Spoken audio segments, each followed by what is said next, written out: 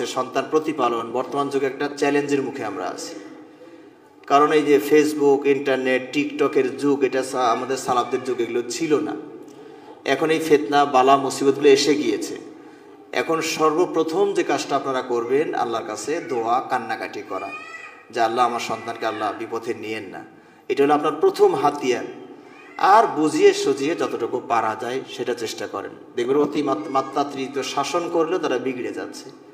ঘর থেকে বের করে দিবেন, আরও খারাপ পথে যাবে, আপনার কমান্ডের বাইরে চলে গেল। তাহলে আপনার পাশে বসে আরো ধরনের অ্যান্ড্রয়েড সেট নিয়ে ব্যবহার করে গান শুনবে, আপনি কিচ্ছু বলতে পারবেন না, তখন আরও বিপদ।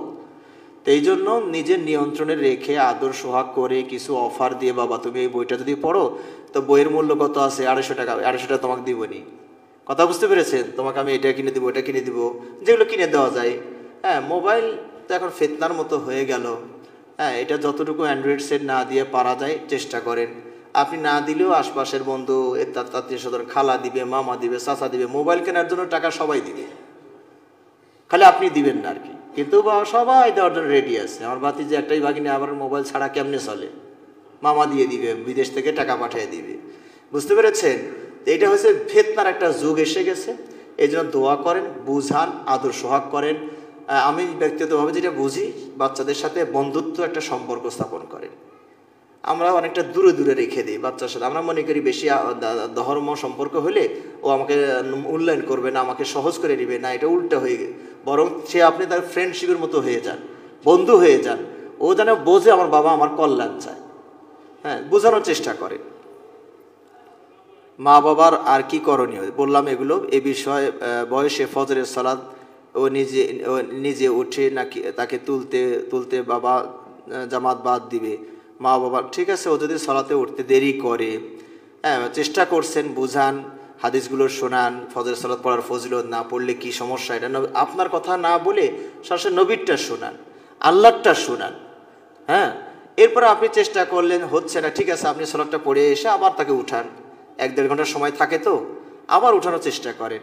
আর যদি অফার দেন, যদি তুমি ফজরের সালাত পড়ো তাহলে তোমাকে আমি বিস্কুট দিব, চকলেট দিব, এরকম একটা অফার দেন। এই যে আমাদের ঢাকাতে ডিওসিসি কিছুদিন আগে ওনারা প্রায় প্রতি বছর এটা আয়োজন করে। 1 বছরে আসরের সালাত আর ফজরের সালাত যারা জামাতের সাথে পড়বে, এই 15 বছরের মাঝের বাচ্চারা, তাদেরকে বছর শেষে একটা বাইসাইকেল পুরস্কার দেওয়া হবে। তো একবার তারা আয়োজন করলেন, আমার আনুমানিক সংখ্যাটা একবারে অ্যাকুরেট নাও হতে পারে, তো 135 জন বাচ্চা এই 15 বছরের মধ্যে ডিউএসএস এর মতো, মানে যেখানে আরাম আয়েস খেলাধুলায় মতো, এতে করে হয়েছে কি, শুধু বাচ্চারা পড়ে না, মা বাপ সহ পড়ে। মানে অ্যালার্ম দেওয়ার পরেও বাবা জেগে থাকে, মাও জেগে থাকে, ওঠার সাথে সাথে চলো তাড়াতাড়ি সাইকেল, বাইসাইকেল। তাহলে বাইসাইকেলের একটা নেশায় 1 বছর বাচ্চারাও সঠিকভাবে আসর আর ফজর পড়ে, মায়ে বাবেও পড়ে। পরের বছর আয়োজন করে 200-250-এর মতো বাচ্চা হয়ে গেছে। তারপরে এরকম একটা প্রতিযোগিতা তাকওয়ার পক্ষ থেকে ছেড়ে দেন, যাতে করে আশপাশে যারা আছেন ফজরের আসরে যদি এসে যায়, আশা করা যায় বাকি সালাতগুলো তারা আসবে। এখন হয়তো দুনিয়ার লোভে আসছে, পরে একসময় আল্লাহর মহব্বতেই আসবে।